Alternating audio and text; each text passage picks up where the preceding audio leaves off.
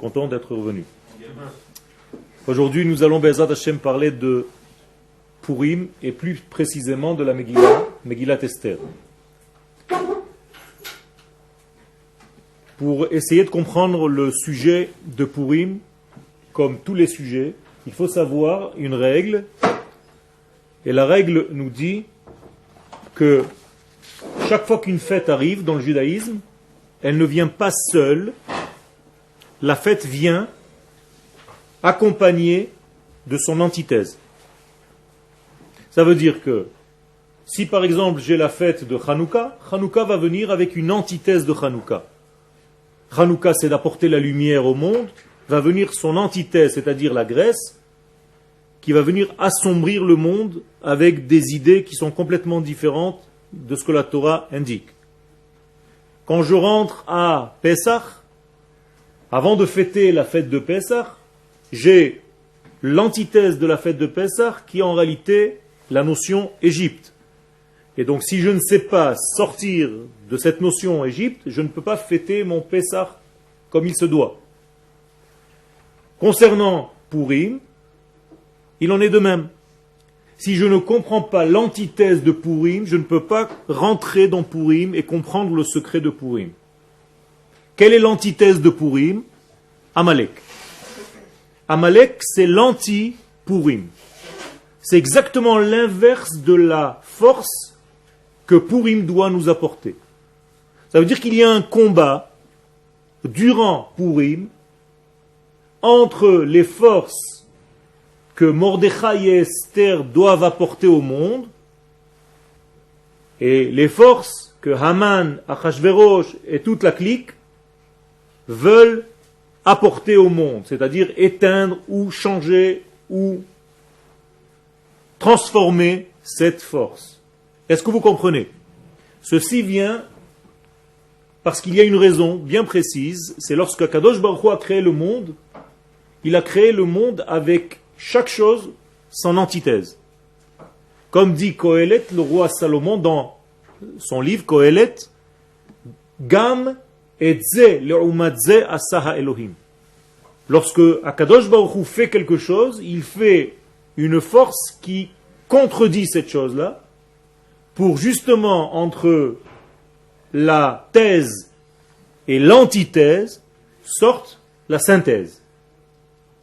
Donc à chaque fois qu'il y a une force, il y a contre elle, face à elle, une force contradictoire qui va venir en fait essayer d'éteindre cette force. Et nous devons, entre ces deux degrés, voir comment on avance dans notre processus de délivrance totale. Une fois cette chose-là comprise, on comprend pourquoi on ne peut pas rentrer à la fête de Purim sans lire d'abord le Shabbat qui précède Purim, la partie qui concerne Amalek, qu'on appelle Parashat Zachor. Zachor et asher asa lecha Amalek baderech betzetchem mimitzrayim asher karcha baderech vayezanev becha et kol hanecheshalim acharecha ve'ata ayef ve'yagea ve'lo yare Elohim, et ainsi de suite. Traduction, souviens-toi activement de ce que tu as fait à Amalek sur le chemin de ta sortie d'Égypte. Donc nous comprenons en réalité que Amalek agit lorsque je suis en route pour m'échapper de mon exil. Donc je suis en train d'étudier mon ennemi avant de rentrer à la fête de Purim. Shabbat qui vient, on va sortir 2 livres. Dans le premier, nous allons lire la paracha de la semaine, Tetzavé, et à la place du maftir, nous allons lire la paracha, donc le passage qui concerne Amalek.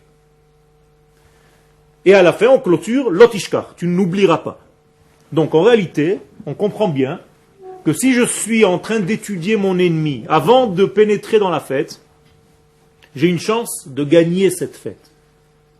Mais si je rentre à Purim en croyant que Purim c'est des déguisements et des danses et des chants et boire du vin, j'ai perdu le sens profond de Purim, même si je fais la fête. Et donc nous sommes dans une yeshiva, nous devons un petit peu augmenter notre niveau d'étude, et comprendre que Purim n'est pas une fête pour des enfants. C'est vrai que les enfants aiment cette fête parce qu'il y a tout un folklore théâtral, mais en réalité, il s'agit d'une fête très sérieuse, à tel point que si on ne combat pas Amalek, on risque de tomber dans son piège. Et quel est le piège de Amalek? Le texte le dit. Zachor et asher asa lecha Amalek baderech betzetre mi Mitzrayim. Souviens-toi de ce que Amalek t'a fait lorsque tu es sorti en chemin de la sortie d'Égypte. Ça veut dire qu'à chaque fois que je veux sortir d'un exil, Amalek apparaît sur mon chemin. Et qu'est-ce qu'il fait? Asher karcha baderech. Traduction, il t'a refroidi en route. Il t'a refroidi sur la route de ta décision. Tu es en train d'être sur le point de prendre une décision très importante pour ta vie. Est-ce que je fais mon aliyah ou est-ce que je reste encore en dehors de la terre d'Israël? Parce que c'est de cela qu'il s'agit. C'est quand on est sorti d'Égypte qu'il a attaqué. Ça veut dire qu'à chaque fois que chacun de nous prend la décision de venir en Eretz Israël pour sentir un petit peu l'ambiance, sachez qu'en route, nous allons être attaqués par une force qui s'appelle Amalek, dont les sages nous donnent une petite allusion. Amalek a pour valeur numérique, les lettres de Amalek ont la même valeur numérique que le mot Safek, c'est-à-dire le doute.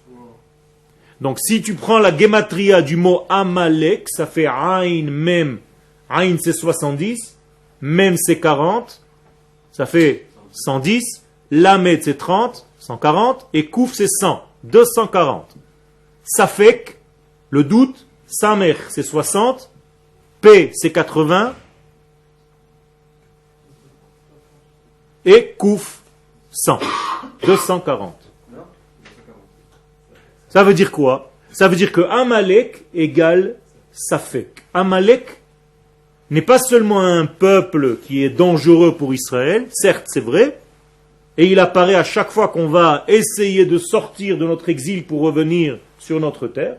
Ça s'est passé à toutes les périodes. À chaque fois qu'on est sorti d'un exil pour rentrer sur la terre d'Israël, il y a eu un Amalek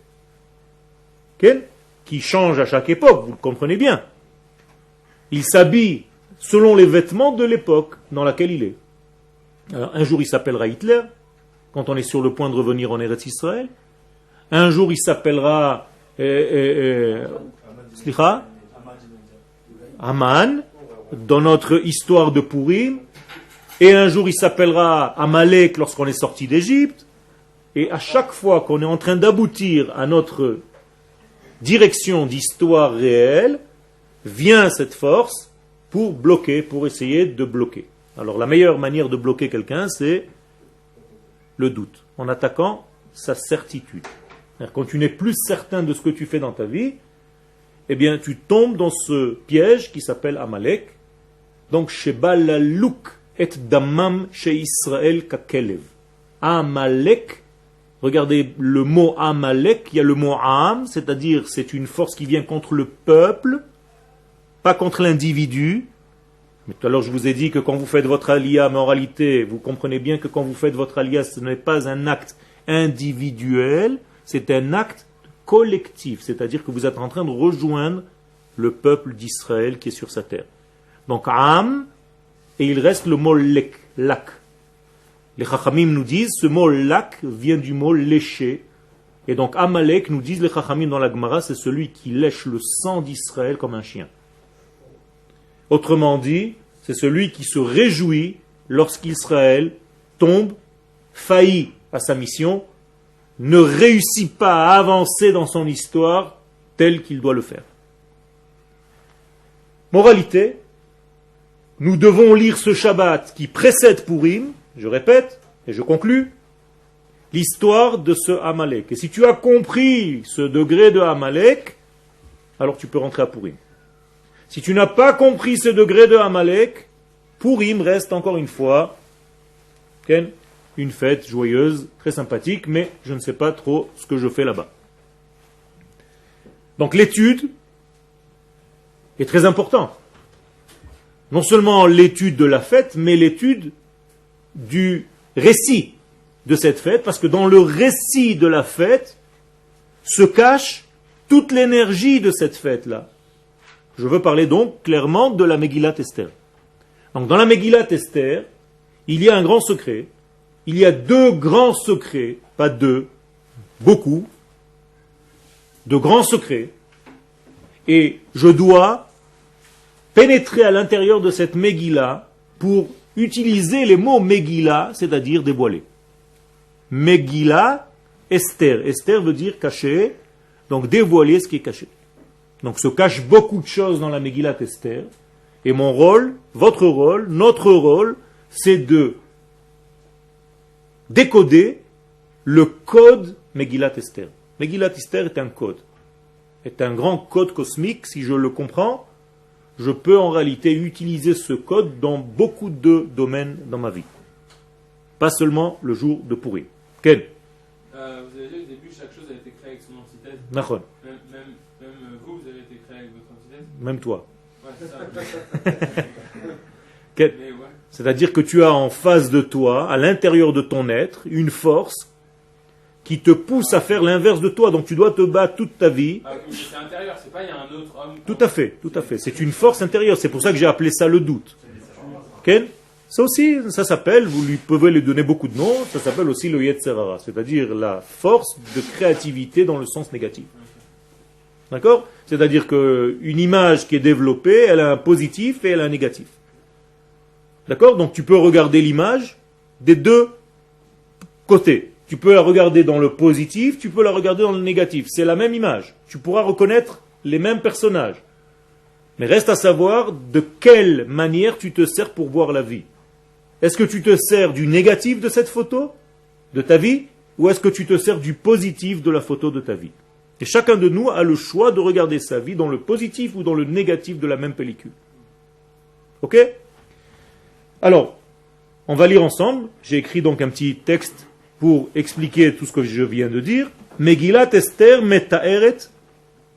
Donc la Megillat Esther vient nous éclairer, nous relater et dfus hayachas shebein hakadosh baruch hu le'olamenu kefi sheyeh bigmar hatikun. Traduction: la Megillat Esther vient nous enseigner la manière dont le Créateur du monde va s'adresser au monde à la fin des temps. Ça veut dire que Purim, en réalité, est une fête du futur et non une fête du passé. Encore un secret. Ça veut dire quoi, fêter le futur? Eh bien, les sages nous indiquent que si tu comprends ce qui s'est passé à Purim, immédiatement nous allons en parler, eh bien tu vas comprendre en réalité comment Akadosh Baruch Hu, dans l'avenir, c'est-à-dire dans notre temps à nous, puisque nous on est déjà dans l'avenir de cette fête-là, qui s'est déjà passée, donc nous sommes déjà dans l'avenir, nous sommes dans le futur, donc nous parlons de nous-mêmes, donc notre délivrance actuelle va ressembler étrangement à quoi? À celle de Purim. Pourquoi? Tout à fait, je vais le ramener, c'est exactement dans le même sens que je vais. Tu as bien compris, et je suis content. C'est la même chose. Hanouka et Purim, c'est le même style. Agisha Elohit. Alors donc, l'approche divine qui va être en ces temps-là, Beotam Zmanim, Hina Gisha Nisteret. Ça va être en réalité un lien caché. Dieu ne se dévoilera pas clairement dans l'histoire. Dieu se cachera dans les événements de l'histoire. Ce qu'on appelle dans un jeu de mots, historia. Donc, Hester, ya. Dieu se cache, Hester, dans l'histoire. Ou Meloubeshet, donc nous, ce que nous allons voir en réalité d'Akadosh Baruch Hu dans le temps dans lequel nous vivons maintenant, c'est des vêtements. Qu'est-ce que c'est que les vêtements? Eh bien, ce sont tous les événements qui se passent. Tu allumes la radio, tu écoutes ce qu'on dit, tu entends les informations, et tu vois que un tel chef d'État a fait telle et telle chose, il y a eu un vote, il y a eu une crise économique dans un pays en Europe, il y a eu telle et telle chose à droite et à gauche. Et toi, tu te dis, bon, ce sont des événements naturels qui se passent dans le monde. Eh bien, en réalité, c'est beaucoup plus profond que cela. Ce sont que des vêtements, tout ce que je viens de dire maintenant, dans lesquels, dans ces vêtements-là, Akadosh Baruch Hu est en train de diriger son histoire. Alors, il va utiliser tous ces événements apparemment naturels, anodins, mais en réalité, Akadosh Baruch Hu est en train de diriger l'histoire à travers tout cela. Donc, Melubeshet beta'alchim tivim, donc tout va être des processus naturels apparemment, chez la historia de l'histoire. Ou kemo shene'emar bemidrash Teilim, mizmor kavbet, comme il est dit dans le Midrash Teilim, regardez bien ce que le Midrash nous dit, c'est un super chidouche, Esther sauf kol hanissim. Esther va clôturer tous les miracles qu'il y avait jusqu'à maintenant depuis la création du monde. Autrement dit, depuis la création du monde jusqu'à Esther, il y a des miracles. Il y a un dévoilement de Dieu d'une manière visible. À partir de Purim, Purim clôture cette époque et on commence une nouvelle époque, une époque dans laquelle Akadosh Baruch Hu ne se dévoile plus, il n'y a plus de miracles dévoilés. Tous les miracles se cachent dans la nature, s'habillent dans des événements naturels, à tel point que tu ne verras même pas Akadosh Baruch Hu si tu ne cherches pas à le voir. C'est exactement ce qui se passe dans la Megillat Esther.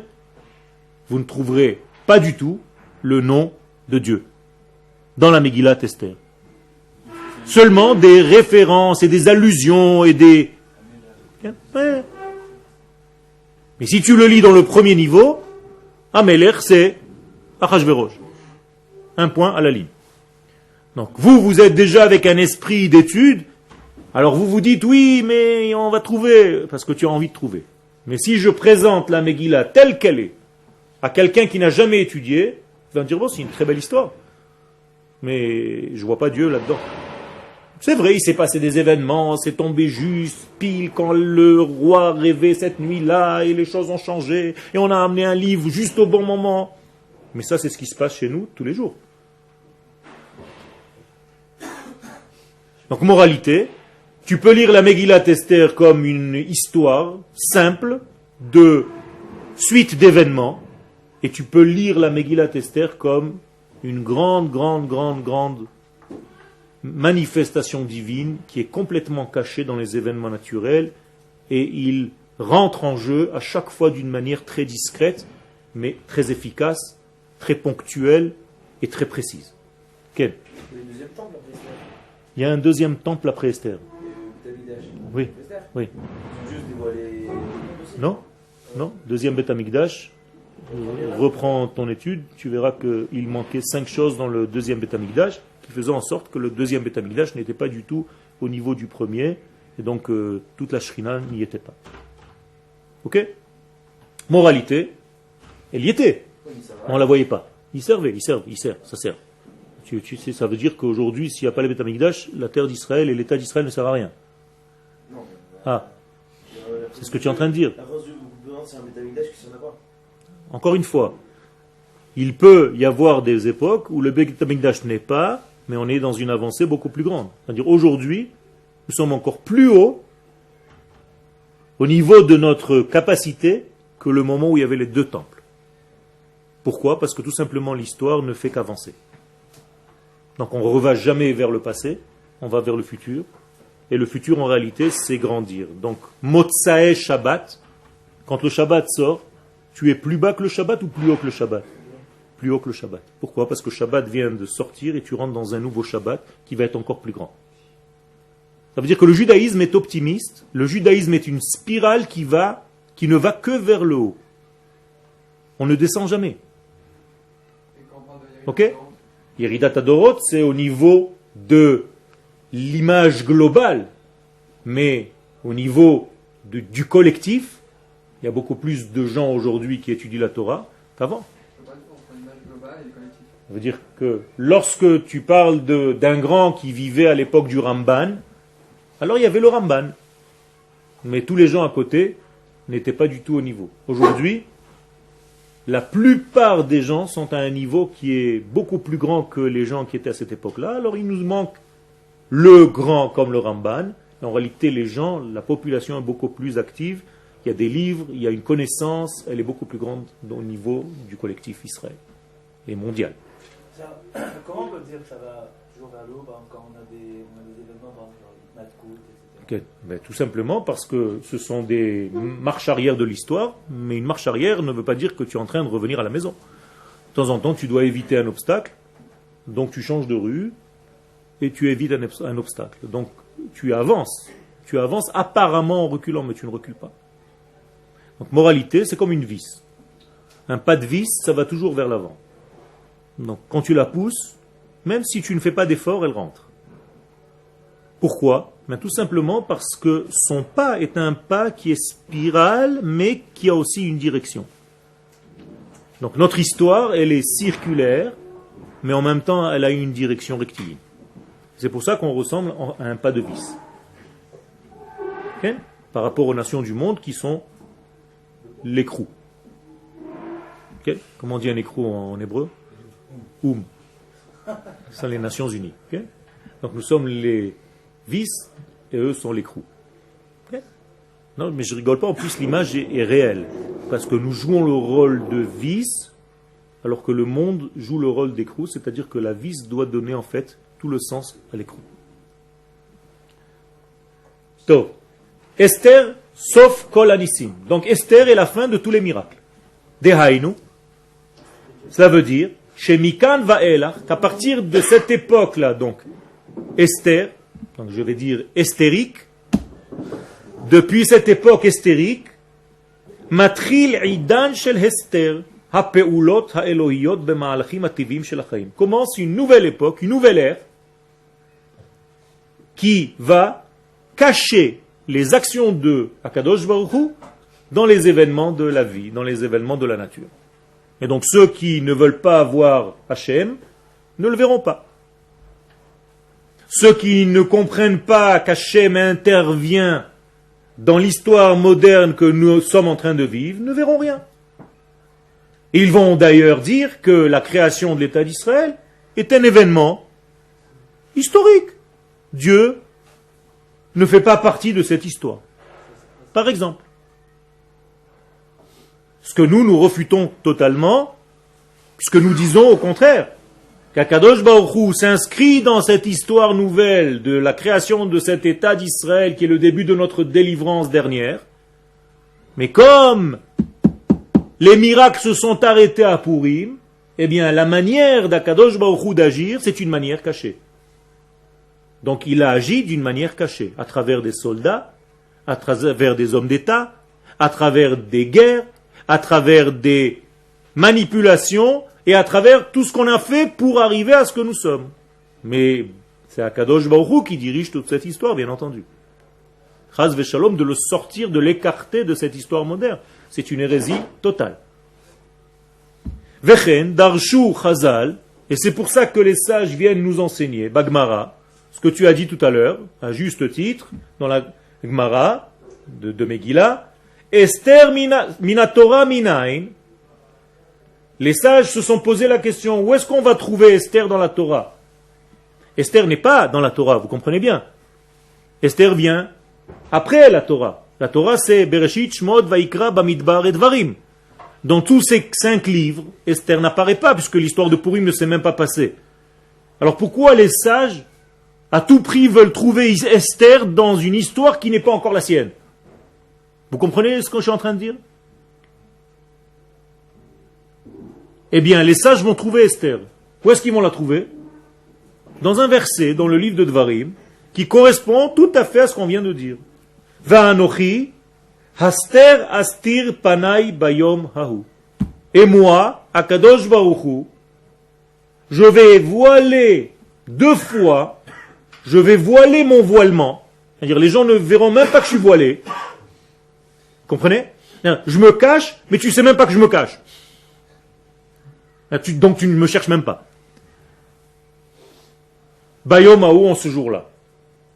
Comprenez pourquoi les sages sont allés chercher un passage pareil de la Torah pour nous parler de Esther? Ben, tout simplement pour renforcer ce qu'on vient de dire.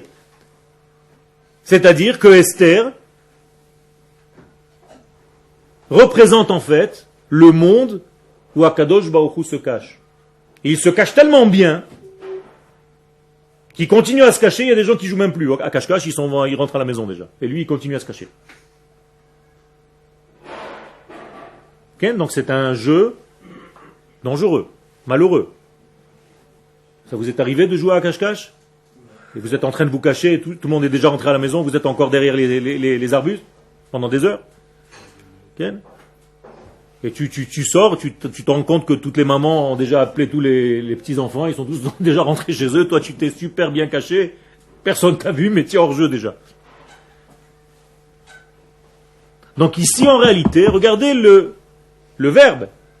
Et qui se cache? Qui se cache? Akadosh Baruch Hu. Mais comment il se cache? Quel est le terme employé ici? Va'anochi. Où est-ce que nous avons entendu Va'anochi? Au Har Sinaï. Ça veut dire Anochi, c'est la première des 10 paroles. Et donc, qui s'est caché en réalité? Qui se cache à partir de Purim? Ce même Anochi. Autrement dit, le don de la Torah se cache. Le Anochi du mont Sinaï se cache. Pourquoi faire? Pourquoi il se cache? Pourquoi on intervienne? Et donc, si j'interviens, je dois chercher le Anochi. Ce Anochi là, qu'est-ce qu'il représente? Qu'est-ce que ça veut dire Anochi en hébreu? Je suis. Alors pourquoi c'est pas marqué Ani? C'est un dévoilement. Qu'est-ce que ça veut dire Anochi? Regardez comment ça s'écrit Anochi.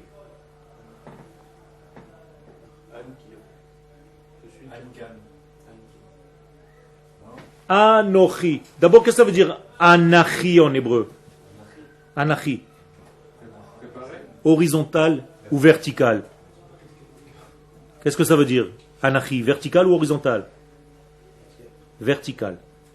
Ça veut dire que au mont Sinaï, le vertical, c'est-à-dire Akadosh Baruch Hu, descend dans le monde dans lequel nous sommes. Donc je suis le vertical qui arrive vers vous. Mais la Gemara, elle nous dit un secret encore plus important que celui-ci. Elle nous ouvre toutes les 4 lettres et elle nous dit Aleph de Anochi, c'est Ana, c'est-à-dire moi. Nun de Anochi, c'est Nafshi, mon âme. Kaf de Anochi, c'est Ktivat, j'ai écrit. Et Yud de Anochi, c'est Yehivat, je l'ai donné. Je retraduis. Ana nafshi ktivat yehivat. Quand je vous ai donné la Torah, je me suis mis, moi, Akadosh Baruch Hu, à l'intérieur du texte, et je vous l'ai donné. Toute mon âme est à l'intérieur de cette Torah. Ça change tout. Akadosh Baruch Hu ne nous a pas jeté un livre du ciel et il nous a dit, tiens, débrouillez-vous en bas. Il s'est donné complètement dans cette Torah qu'il nous a donnée. Ça veut dire que c'est une Torah qui nous fait vivre, c'est une Torah de vie. C'est pas des morceaux de papier ni des parchemins qui sont enfermés dans une boîte que tu ouvres 3 fois par semaine. Ne confondez pas le livre de la Torah avec la Torah. La Torah, c'est la vie. Parce qu'Akadosh Baruch Hu a mis son âme, entre guillemets, dans ce Anochi. Et ce même Anochi, maintenant, il est caché. Va'anochi haster astir panai bayom ha'u. Ça veut dire que la situation n'est pas facile. Ça veut dire que le même Anochi se cache. Pourquoi? Comme tu as dit, pour qu'on agisse et qu'on cherche. Et qu'on redemande. Qu'on change la manière de recevoir la Torah. Donc je reviens au mont Sinaï. Comment est-ce que nous avons reçu la Torah au mont Sinaï? De gré ou de force? De force. Kafa alehem et tahar kegigit. Il leur a mis la montagne sur la tête. Et ils ont été obligés d'accepter. Ça veut dire que la Torah du mont Sinaï était une Torah qui nous a été imposée. Et qu'est-ce qui s'est passé à Purim? On a accepté la Torah de gré. Comme il est écrit dans la Megillah d'Esther, Kiblu vekeimu. Et les Chachamim nous disent Kimu mashekvar kiblu.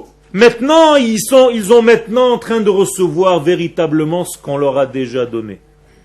En réalité, on leur a donné de force et maintenant ils commencent à comprendre et à vouloir. Ça change tout. Autrement dit, le deuxième don de la Torah, c'est quand? C'est Purim. Le premier don de la Torah, c'est le mont Sinaï, Shavuot. Quelle est la différence entre les deux? Le terme, il est complètement différent. Comment s'appelle, quand vous lisez dans votre livre de prière à Shavuot, qu'est-ce qu'on dit? Zman Matan Toratenu, c'est-à-dire le jour où la Torah nous a été donnée. Il n'y a pas marqué Zman Kabbalat Toratenu. Nous, on ne l'a pas reçu. Il nous l'a donné. C'est différent. Alors qu'à Purim, qu'est-ce qu'on dit? Kimu vekiblu. C'est-à-dire que le terme a changé maintenant. Je ne suis pas seulement celui qui subit. Je reçois. Recevoir, ça veut dire je me fais ustensile pour recevoir la Torah qui m'a déjà été donnée il y a très longtemps. Et vous connaissez toujours cet oncle radin. Tout le monde donne des belles montres et des super appareils au bar mitzvah. Et donc il est en train d'ouvrir tous les machins. Ouais, iPad, iPhone, iPod, IP, iPod. Et l'oncle, il a donné un livre de Torah. Le bar mitzvah, à cet âge-là, il n'en a rien à faire de ce livre. Et il le met dans son armoire. Même pas il ouvre. C'est qui cet oncle radin? Et cet enfant grandit, il a plus de 13 ans, il a déjà 22 ans. Il commence à avoir des soucis. Qu'est-ce que je fais dans ma vie? Je comprends plus rien. Où est-ce que je vais trouver une femme? Comment je vais faire dans ma vie? Parnassa, machin et tout. Israël, tout ce que vous avez dans la tête. Et où il va? Il va dans sa bibliothèque. Et il prend ce livre. Et dans ce livre, comme par hasard, il y a plein de réponses à toutes ces questions. Et en plus de ça, il y a des billets d'argent que l'oncle a laissés dedans, mais il n'a jamais ouvert. Qu'est-ce qui s'est passé en réalité? Il vient de recevoir ce que l'oncle a donné il y a 10 ans. Il vient de l'accepter. Il vient de le recevoir, c'est la même chose. Ça veut dire, lui, l'oncle a donné il y a 9 ans, et 9 ans après seulement, ce bar mitzvah, quand il a 22 ans, il vient seulement de recevoir. Il s'est passé 9 ans entre le don et la réception. Vous comprenez? C'est la même chose quand vous étudiez la Torah. Le Rav peut vous donner un enseignement. Ça rentre ou ça rentre pas. Et un jour dans votre vie, vous dites « Ah, c'est ça que le Rav m'avait dit il y a 10 ans quand j'étais au Machon Meir. Maintenant je comprends. » Ça veut dire que le Rav a parlé il y a 10 ans et l'effet de ce qu'il a dit se voit seulement 10 ans après. Quel? Mais comment vous expliquez alors que Mordechai, pourtant, Esther, ils appliquaient la Torah. Donc eux, ils l'avaient reçue. D'où tu sais qu'ils appliquaient la Torah? C'était partie des Ça c'est parce que les rabbanim nous le disent. Mais est-ce que la Megillah, encore une fois, je reviens au texte simple. Tu sais si Mordechai est religieux ou pas? On ne sait pas. Ishioudi, c'est un juif. Un juif. Il n'y a pas marqué tzaddik, machin, rien. Ishioudi, un homme juif. Ishioudi, Shmo Mordechai, Ben Yair, Ben Kish. Ishiemini. On sait qu'il vient de la tribu de Binyamin. C'est tout.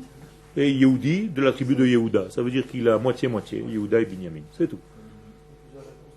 D'accord. Mais on ne sait pas. Après, quand tu vas ouvrir la Gemara, tu vas chercher, et effectivement, il fait partie de Anshe Knesset Agdola. Et Mordechai et Esther, pareil. En Esther Magedet Moladeta. C'est-à-dire, Esther, on ne sait même pas si elle est juive, on ne sait même pas, puisque Achashverosh l'apprend et elle ne sait même pas qu'elle est juive. Ça veut dire quoi? Qu'elle n'a ni Kisui Roche, ni rien. Comment elle fait? Comment... Ils voulaient pas lui dire qu'elle était juive. Justement, comment elle fait? C'est sa femme. Il lui cachait. Elle lui cachait. Donc tu t'es marié avec une femme, toute sa vie, tu ne sais même pas ce qu'elle est. Le vendredi soir, elle lui mettait le Kisui Roche, elle allumait les lumières comme les maranes dans un placard, les veilleuses de Shabbat, après se sauver, elle disait à ses servantes, ne dites rien au roi. Possible, je ne sais pas. Je vous pose des questions. La Megillah, elle ne dit rien. Elle l'obéit Ok? jamais. C'est le Midrash qui dit non. C'est-à-dire, donc encore une fois, il faut rentrer dans l'étude. Ok? Ça veut dire quoi? Ça veut dire que toute cette période-là, ce que je veux arriver à vous faire comprendre, c'est que, à partir de Purim, la manière d'agir d'Akadosh Baruch Hu va prendre une nouvelle forme, une forme cachée. Dis-lui que je ne suis pas là. Veine. Tiens, mets-la là. Nitan le'asik mitzurat hagisha hanisteret. Donc, qu'est-ce que nous devons apprendre de ce qu'on vient de dire? Chez la Kadosh Baruch Hu, shtei maskanot shonot lachalutim. On peut comprendre deux choses complètement opposées. Ha'achat, première des choses. Lomar, she'aester novea mikas Eloi al Israël. Qu'Akadosh Baruch Hu est très en colère contre Am Israël à cause de leurs actions. Et effectivement, il y a aussi de quoi être en colère, puisque la Gemara nous dit Shenehenu misa'udato shel oto rasha. C'est-à-dire que les enfants d'Israël de cette époque se sont réjouis du repas, du festin que le roi Achashverosh leur a préparé. Et alors, on a le droit ou on n'a pas le droit? Si c'est Kacher Beddin de Shushan, on a le droit. Alors pourquoi on le reproche? Alors qu'est-ce qui se passe? On a un respect par rapport à quoi? Ça veut dire quoi? Et s'ils n'avaient pas mangé dans les ustensiles du Beth Amikdash?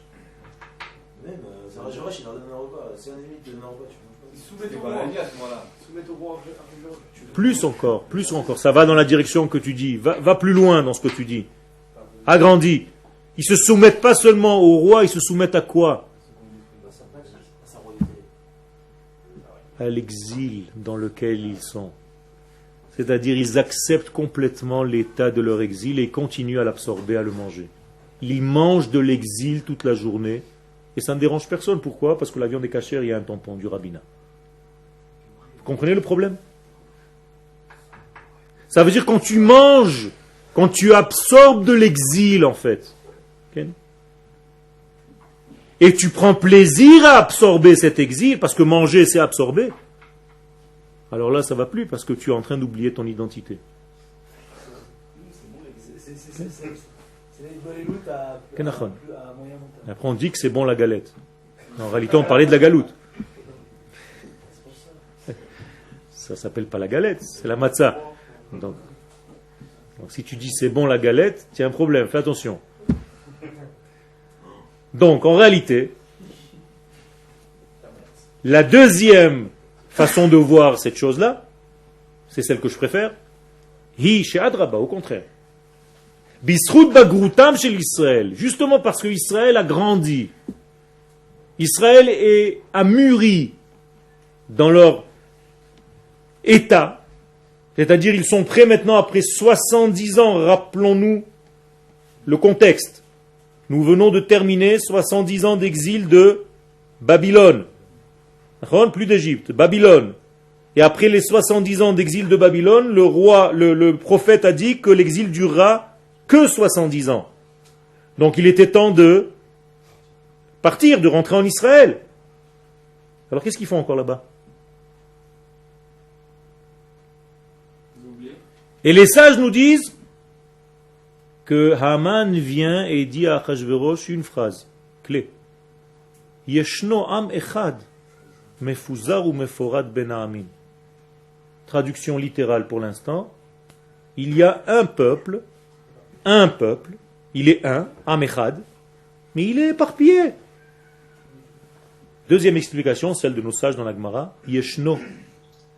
Ne lis pas Yeshno, mais Yashnu. Ils se sont endormis tous. Yashnu Amechad, le peuple s'est endormi. Il ne sait même plus ce qu'il doit faire, il est en train de dormir. Il est dans un grand sommeil. Dans la torpeur de l'exil. Ok? Ça veut dire que si le peuple s'était réveillé pour venir en Israël, il serait revenu en Israël? C'est pas au moment où Akadosh Baruch Hu a décidé qu'on revienne que ça va se passer? Ben vadaï. Quand il revient, mais il faut que je revienne. C'est-à-dire, si lui décide et moi je ne fais pas, qu'est-ce qui se passe? Ça se fait pas. Logiquement, quand ça se décide, Dieu, quand il a décidé, par exemple, quand Eretz Herzl, il a commencé à parler du projet. Ben, la preuve qu'il y a la majorité du peuple d'Israël qui est encore en dehors d'Israël. Ils n'ont pas entendu ce que toi tu as entendu? Si, ils ont entendu. Alors pourquoi ils sont pas là? Ça fait beaucoup de temps quand même, hein, pour un voyage de 4 heures, de 5 heures. 60 et quelques années.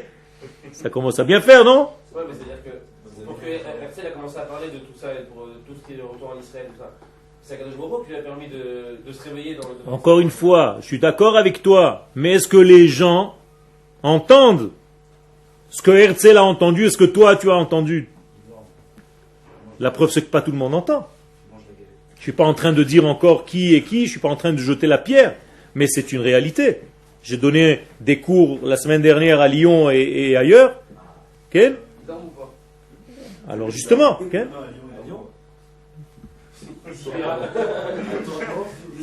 Le lion d'or. Non. Tov. Non, Baruch Hashem, le peuple d'Israël est en train de se réveiller. Les sages, ils savaient. Les sages, la plupart des sages sont restés en exil.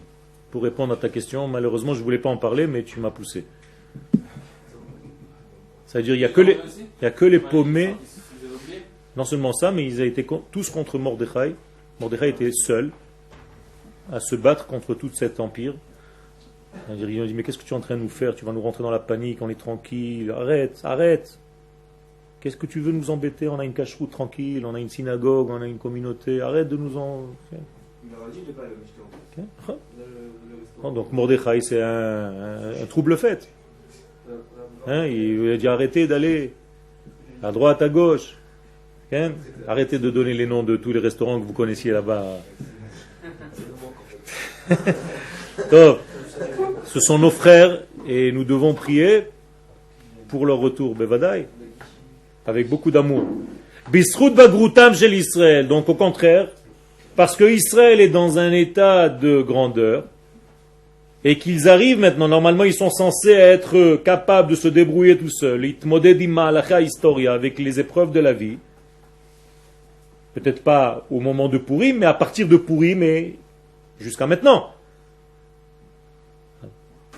Qu'est-ce que je veux dire par là? Vous m'avez perdu en route là, je sens. Ça veut dire tout simplement que si Dieu s'est caché à partir de Purim dans son histoire et qui n'apparaît pas clairement, c'est qu'il considère que nous sommes... C'est qu'il considère que nous sommes mûrs. Ok? Je suis papa de petits-enfants. C'est un exemple. Ils sont déjà grands. Okay? Lorsque les enfants font des bêtises et qu'ils se débrouillent tout seuls, j'interviens? Non. Mais si je vois que ça tourne mal, j'interviens. Bien, Kadosh Baruch Hu fait la même chose. On a toujours besoin de ses parents pour nous aider et tout. C'est vrai? Non, c'est vrai. Tu n'es pas marié encore. Il y a marqué Alken ya'azov ish et aviv et imo vedavak beishto. C'est seulement lorsque tu quitteras cette pensée que tu pourras te marier.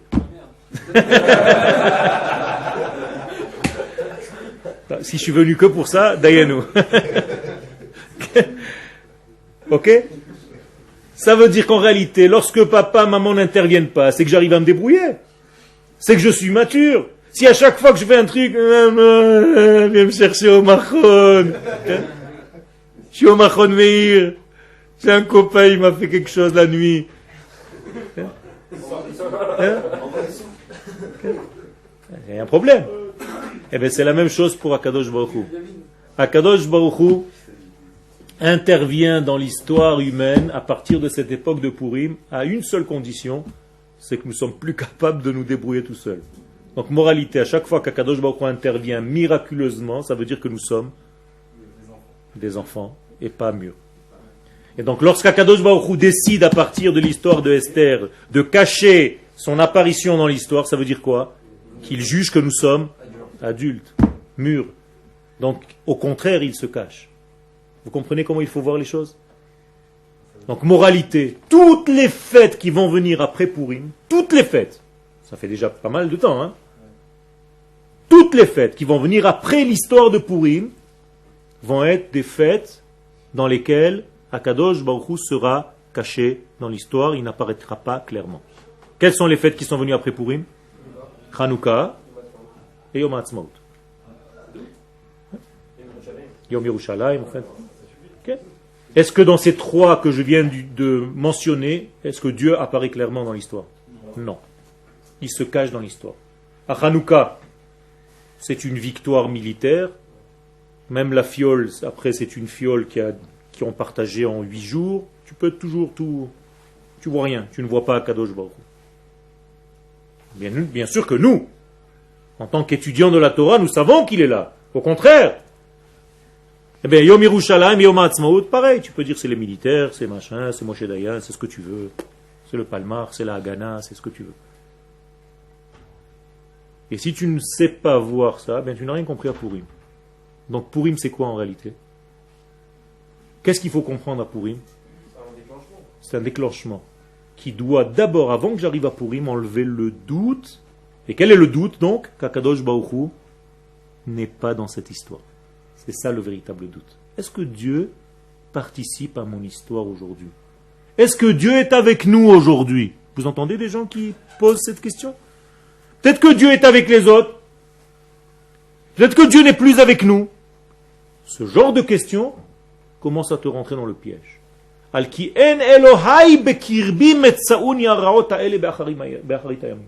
C'est parce que je dis, peut-être que Dieu n'est pas avec moi. Rafou yedehem. Quand est-ce que Amalek est venu? Dans Refidim. Refidim, ça veut dire on a baissé les bras. En hébreu, on dit on a levé les bras. En français, on dit on a baissé les bras. C'est la même chose, mais à l'envers. Je ne sais pas pourquoi, réfléchissez. Okay. Eh bien, c'est la même chose. Ça veut dire quoi? Ça veut dire qu'on est dans un état de dépression. C'est toujours avant de rentrer à Sion, donc c'est pré-Sion. C'est une dépression. Après, il y a Sion. C'est toujours comme ça. C'est-à-dire, avant d'arriver à Sion, on est à dépression. Ça marche comme ça. C'est ça Amalek. Qui vient nous manger en route pour nous empêcher de devenir peuple. Donc Amalek. C'est pour ça que j'ai dit tout à l'heure qu'il vient lécher le sang du peuple, de la nation. Pas des individus. Ça n'intéresse pas les individus. Au contraire, ils endorment. Restez tranquilles, faites votre petite cache-route. La notion de peuple. Ça, tu oublies. Tu vas devenir un grand religieux, mais tu vas oublier la notion du peuple. Tu ne vas plus savoir que tu es une nation qui doit vivre sur sa terre. Et ça, c'est le plus grand des dangers. Ça, c'est l'histoire de Purim. Donc, avant de rentrer à Purim, faites un switch dans la tête. Rappelez-vous l'histoire de la vis et de l'écrou. Et nous devons d'abord annuler le Amalek qui se trouve sur notre chemin, c'est-à-dire celui qui nous met les doutes à savoir est-ce que Dieu est avec moi dans ce processus, est-ce que véritablement je dois faire ce pas, ou est-ce que je dois rester encore là-bas, je suis tranquille moi là-bas, pourquoi je viendrai ici? Ici c'est difficile. Posez-vous les questions. Et quand vous vous posez les questions et que vous allez avoir la certitude de vos actes, eh bien vous allez fêter Purim d'un autre niveau que jamais vous avez connu jusqu'à maintenant. Donc je vous souhaite que le Purim que vous allez fêter la semaine prochaine soit à un niveau que vous n'avez jamais connu. Pourquoi? Parce que vous allez rentrer à Purim avec une prise de conscience du combat que je dois mener pour annuler tout le Amalek qui est en moi. Or, le Amalek, c'est le Safek. Et nous disent les Chachamim, En simcha kehatarat hasfekot. Il n'y a plus grande joie que lorsqu'on enlève les doutes de notre être. Si je veux être un homme heureux, un homme joyeux, je dois enlever les doutes de moi. Je me nettoie de tous mes doutes. Donc je deviens certain de ce que je fais. Je réalise véritablement mon être. Quel? Le combat dure une vie alors. Slicha? Le combat dure une vie entière. Un petit peu plus, quelques vies, quelques gilgoulim, tu reviens sans arrêt. Chaque année, à la même fête, nous avons le même combat, sous une autre forme, parce que tu as grandi depuis l'année dernière, puisque tu es une vis. Donc tu as avancé. Donc en réalité, achète-toi une visseuse électrique pour avancer plus vite dans ton histoire. Et combat le Amalek qui se trouve aujourd'hui autour de toi. là, c'est notre premier Purim en Israël, etc. Donc on a déjà beaucoup avancé par rapport à la Baruch Hashem, effectivement. Tu es en train de corriger l'histoire de Purim tout entière, puisque l'histoire de Purim s'est réalisée, s'est faite en dehors de la terre d'Israël. Et toi maintenant, tu es en train de la fêter, Be'ezrat Hashem, sur la terre d'Israël. Donc tu vas voir. Ah oui, là-bas c'est la fête. Ouais. Non, mais il y a des groupes de rabbinim qui vont le faire sur la tombe de Mordechai et Esther. Ouais. Bien. Magnifique. Ok, Toda Rabba.